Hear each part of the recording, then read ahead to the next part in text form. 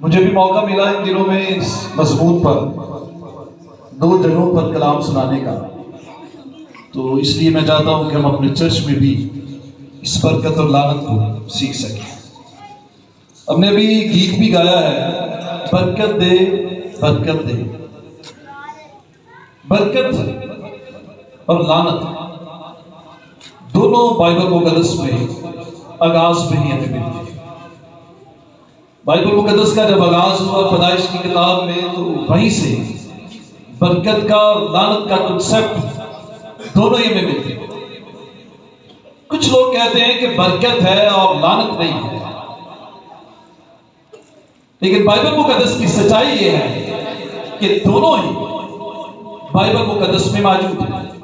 दोनों ही रियलिटी है, हकीकत है। जहां बरकत है वहां पर लानत भी है, जहां बरकत है वहां लानत है। ये एक दूसरे के अल्फाज और मतजाद है। जिस तरह गर्मी है तो सर्दी भी है,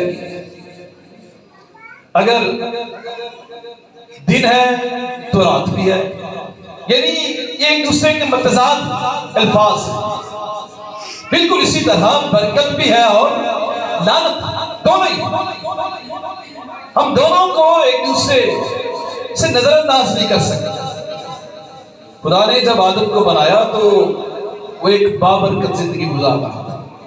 कैसी जिंदगी गुजार रहा था? बाबरकत। खुदावन ने उसे हुक्म दिया था, तू बाग के हर दरख्त का फल बेरोक टोक खा सकता है।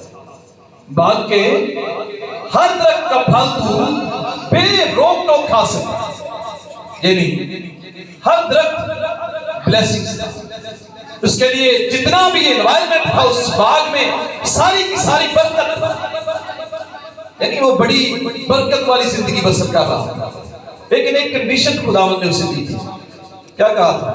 लेकिन नेको बद की पहचान के दरख्त का कभी ना खाना, क्योंकि जिस रोज तूने खाया तू मरा।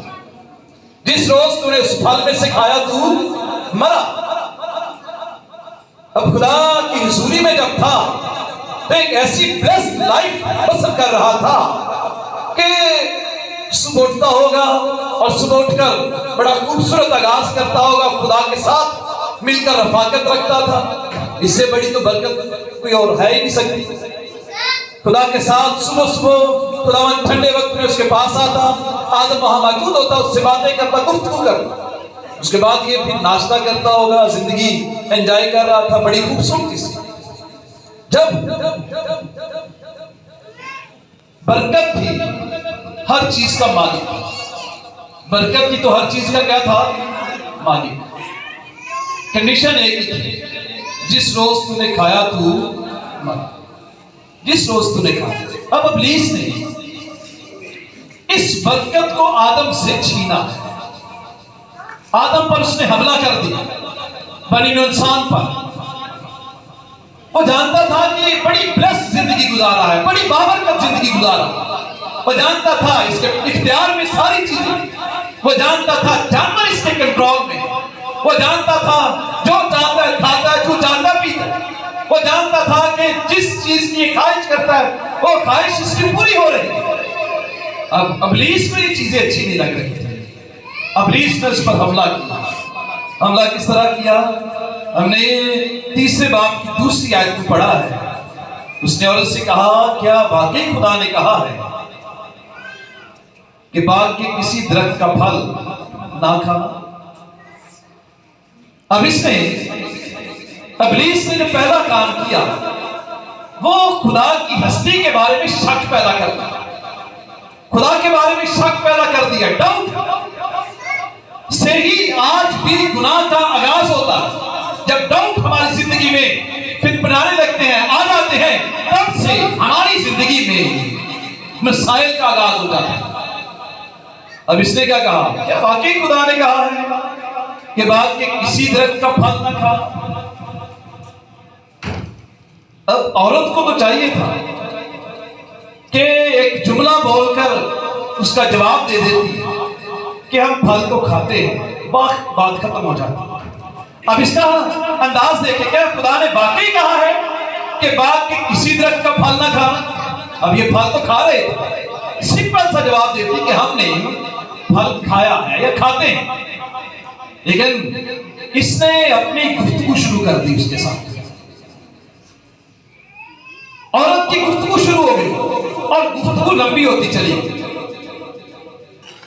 आज भी सिंपल सा जवाब आपको गुनाह से रोक देगा, लेकिन जैसे जैसे हम गुफ्तगू करते हुए आगे बढ़ते चले जाते हैं, खतरा रहता है कि कहीं गुनाह ना हो जाए।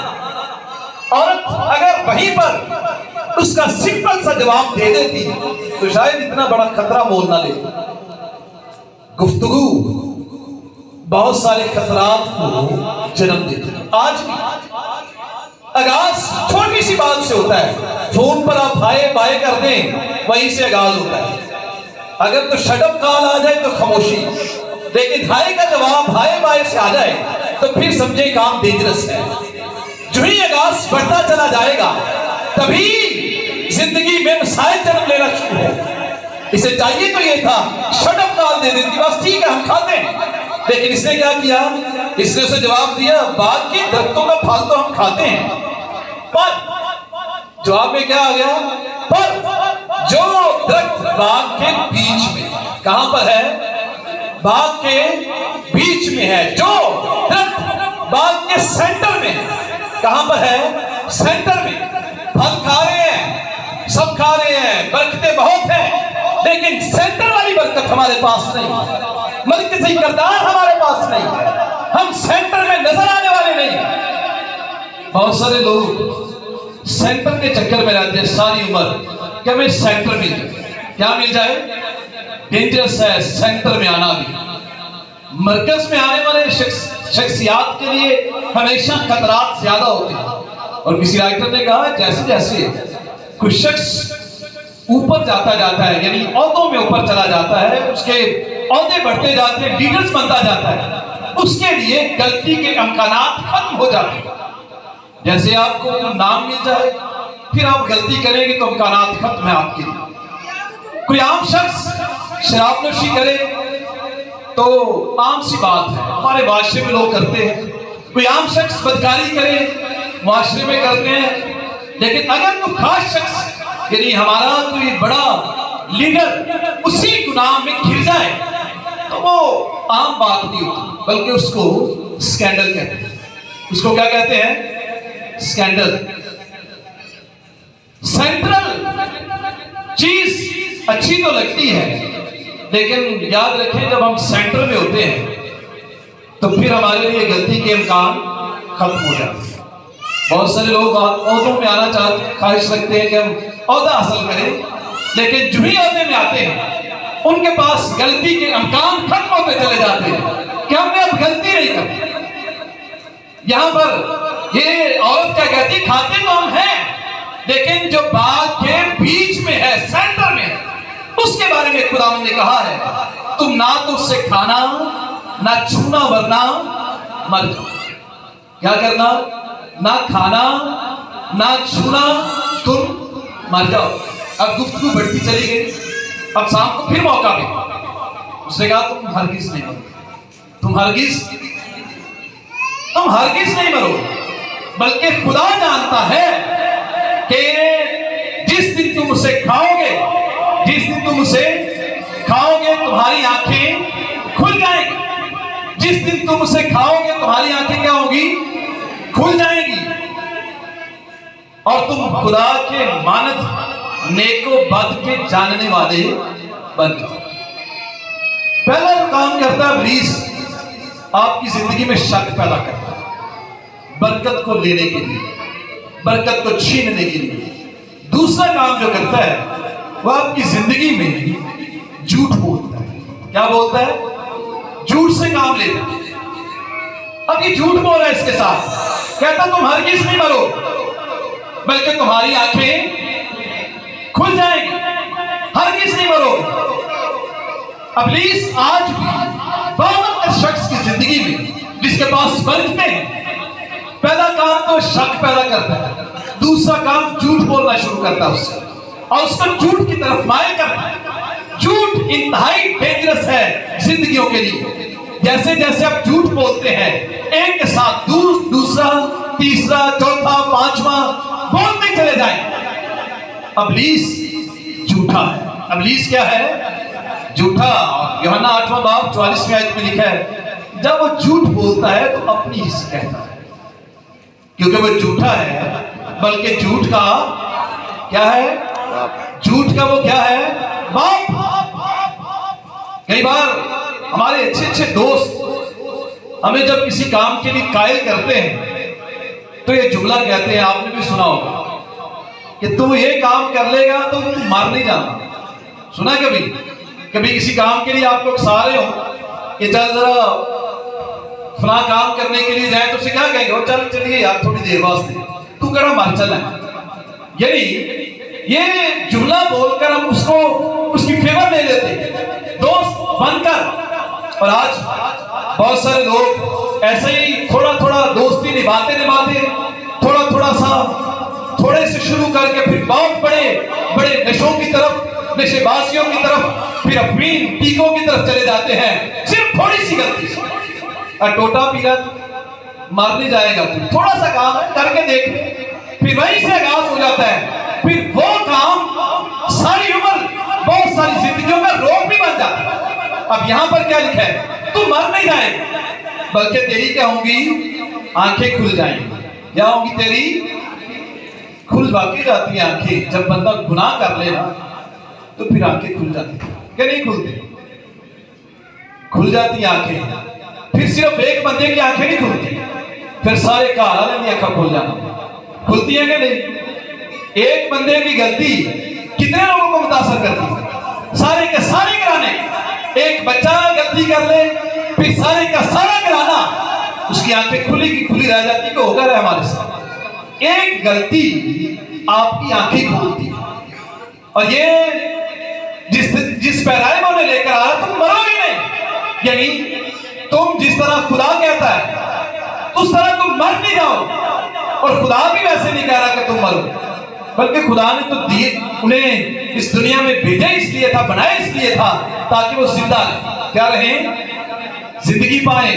और यीशु मसीह ने इस दुनिया में आने के बाद उसी जुमले को दोहराया भी, मैं इसलिए आया हूं ताकि तुम जिंदगी पाओ, कसरत की जिंदगी पाओ। खुदा का प्लान और मंसूबा यही था कि जिंदगी पाए आओ, कसरत की जिंदगी पाए। अब ये कह रहे तुम मरोगे नहीं, बल्कि तुम क्या रहोगे? जिंदा। अब जो बरकतें हमारी जिंदगी में, इनके लिए हमें चाहिए कि जो हमारे पास है वही खुदा का बेस्ट समझकर उन्हें कबूल करने वाले, सेंट्रल के चक्कर में ना पड़े। जो आपके पास है वो खुदा ने आपको बेस्ट दिया है। क्या दिया है आपको? बेस्ट। जो आपके पास इस वक्त ब्लेसिंग है वो दुनिया के सबसे बेस्ट। जो आपके साथ पास सेहत है वो दुनिया की सबसे बेस्ट बरकत है। आप चलते फिरते, उठते बैठते और आराम से सोते, आराम से उठते हैं, दुनिया की दी बेस्ट आपके पास। इन्होंने खुदा की दी बेस्ट पर शक कर लिया। कहता है मरोगे नहीं, बल्कि खुदा जानता है जिस दिन तुम उसे खाओगे तुम्हारी आंखें खुल जाएगी। अब इन्होंने क्या किया? इन्होंने, इब्लीस ने वही काम किया था जो खुद भी वो कर चुका था। तुम खाओगे तो तुम्हारी आंखें खुल जाओगी और तुम खुदा की मानद नेकोबद के जानने वाले बन जाओगे। खुद से अपने आप को सरफराज करने का फेर खुदा के खिलाफ बहुत बड़ी बगावत है। इब्लीस ने भी यही किया था, अपने आप को सरफराज करना चाहा था। और ये इंसान को भी यही कहता है, तू खुद इज्जत ले, तू खुद से सरफराज होना। और ये खुदा के खिलाफ बहुत बड़ी बगावत है। खुदा के खिलाफ क्या है? बगावत। अब ये इब्लीस ने भी खुद ही कहा था, मैं अपना तख्त आसमानों से भी ऊंचा लगा दूंगा, एग्जाल्ट हो जाऊंगा, बहुत बड़ा सरफराज हो जाऊंगा। इंसान को भी यही कहता है कि तुम्हारी जब आंखें खुलेंगी तो तुम क्या करोगे? नेकोबद के जानने वाले हो जाओ। तुम जैसा खुदा है तुम वैसे ही हो जाओ। उसके कहने का मतलब ये था। इब्लीस आज भी हमारी बरकत को जब छीनता और चुराता है तो ऐसी चीजें हमारी जिंदगी में लेकर आता है, खुद से सरफराज होता है। लेकिन याद रखिए, सरफराजी किसकी तरफ से है? किसकी तरफ से है? खुदा की तरफ से। देखा है, सरफराजी ना तो मशरिक से है, ना मगरिब से है, ना शिमाल से है, ना जनूब से है। सरफराज कौन करता है? खुदा करता है। इब्लीस चाहता है आप खुद से अपनी सरफराजी करो, लेकिन खुदा चाहता है कि आपको वो खुद सरफराज करे। इब्लीस आज भी जिंदगी में इसी तौर पर काम करता है कि तू बहुत कुछ है, तू ऐसा कर, तू सेंट्रल में नजर आ। लेकिन खुदा जब सरफराज करता है, फिर आप पीछे मुड़ के नहीं देखते, फिर आप आगे बढ़ते चले जाते हैं। फिर दुनिया आपको देखती है कि खुदा ने आपकी जिंदगी में सरफराजी बख्शी है। इंसान इसी तरह गुनाह में गिर गया। जब गिरा तो खुदा ने आदम को क्या कहा था? जिस दिन तूने खाया तू मरा, जिस दिन तूने खाया तू मरा। क्या आदम मरा कि नहीं मरा? अब गुनाह के नताइज, गुनाह तो उसने कर दिया। खुदा ने कहा था जिस दिन तूने खाया तू मरा। ओ मरा है वो। कैसे मरा था? नंबर एक, बायोलॉजिकली तौर पर, बायोलॉजी पढ़ने वाले बहुत सारे बच्चे मौजूद हैं, बायोलॉजिकली तौर पर उसी वक्त जिंदगी में से मौत की तरफ उसका सफर शुरू हो गया। बायोलॉजिकली तौर पर फौरन तो नहीं मरा, लेकिन मौत उस पर उसी वक्त से हमलावर हो गई। उसी वक्त से उसकी जिंदगी ने मौत को जन्म दिया। बायोलॉजिकली तौर पर मौत का शिकार हो गया। नंबर दो, साइकोलॉजिकली तौर पर यानी नफ्सियाती तौर पर भी वो मर गया। मौत कई तरह की होती है इंसान की जिंदगी में। ये पहली मौत बायोलॉजिकली तौर पर, दूसरी नफ्सियाती तौर पर। बरकत जाने के बाद, पहले जब बरकत उसके पास थी तो उसे किसी तरह